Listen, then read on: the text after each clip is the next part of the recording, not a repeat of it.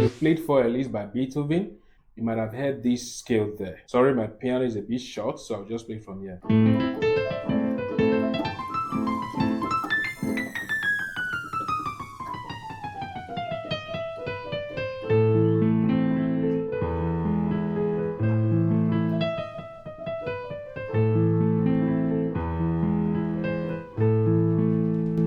Welcome to today's tutorial.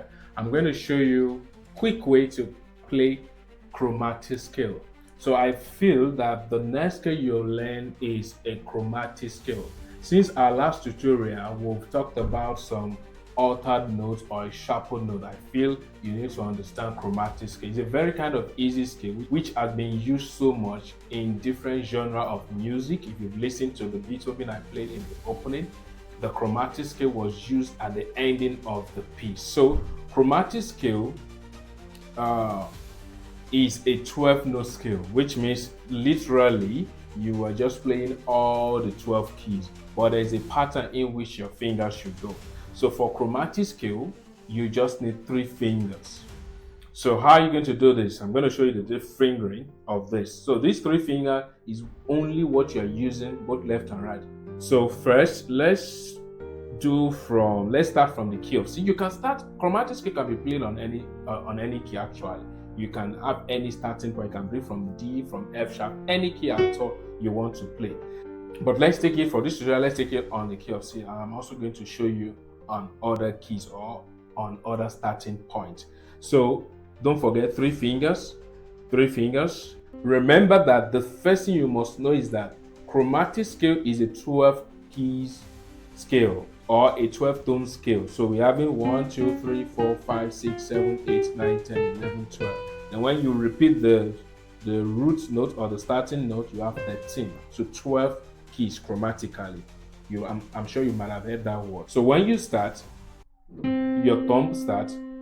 The next key is C sharp, your middle finger. You cross your thumb again to D. Then the next black key again is D sharp. Then when you get to where there is no black key, that's when you are bringing in your second finger. So idea is you are playing these 3. When you get here, you play these 2. You go again, you are playing these 3. When you get there, you play these 2. The same thing to your left hand. You are playing these 3. You bring these 2 in. Then you are playing these 3. You bring these 2 in. I'll do it again. You are playing these 3. You bring these 2 in.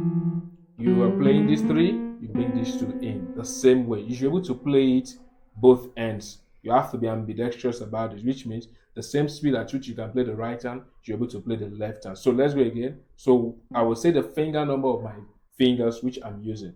1, 3, 1, 3, 1, 2, 3. See that? Then 1, 3, 1, 3, 1, 2. So you can keep on moving like that to the end of the piano and even descend with it. Just practice around the 12 keys. Very easy scale you should learn as a beginner. Because all the skills I'm teaching you now, we are going to use it when we start playing in full. So I'm trying to establish everything now so that when I do something, you know that, oh, we've done it before in so video that you've learned. So also for the left hand, 1, 3, 1, 3, 2, 1, 3. You can see it's a bit twisted there, just opposite. No, left is doing opposite of the right hand. Then 1, 3, 1, 3, 2, 1. I'll do it again. 1, 3, 1, 3, 2, 1. Then 3, 1, 3, 1, 3, 2, 1. So you can now do both hands simultaneously. You practice it regularly. You see that?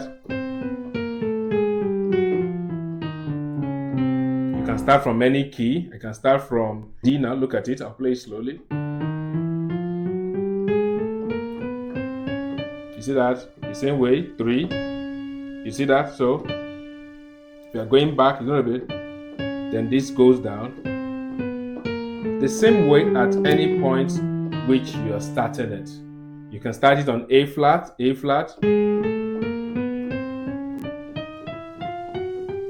The same way, back.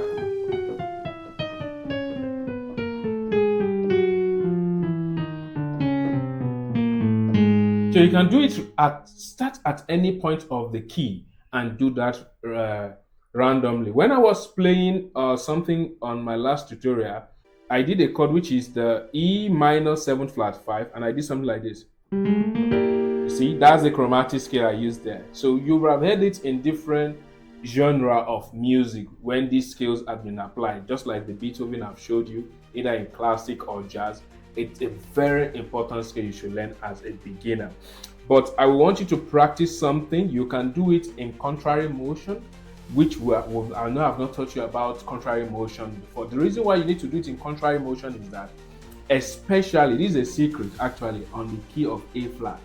Is if you do it on the key of A flat, both ends cross at the same time. Let me show you. Contrary motion scale means that something that is contradicting each other, like I'm going up, you are coming down. When I'm coming down, you are going up. So we are contradicting each other. So for the scale, this is how it is on the key of C. Let me play C contrary motion scale. You are starting at C, you are starting at the same time. You are using the same finger, but you notice you are crossing at the same time. You see that's a C contrary motion. You need to also learn that too. There are a lot of different style of scales or different patterns of scale we are going to learn. You can keep doing it to the end of the key or to the end of the piano. See that?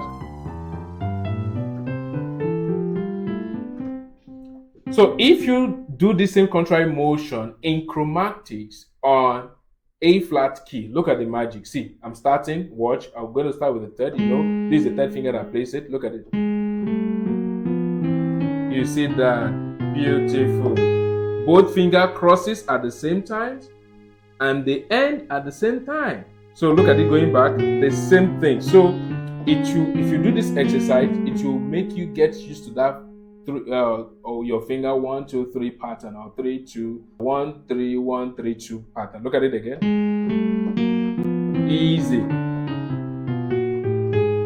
You can keep on until you get back to the next, depending on how long your piano is. So that is this. You do it, it will help you get used to that. So that's the secret on chromatic scale. And this will be all for now. Bye, but make sure you subscribe.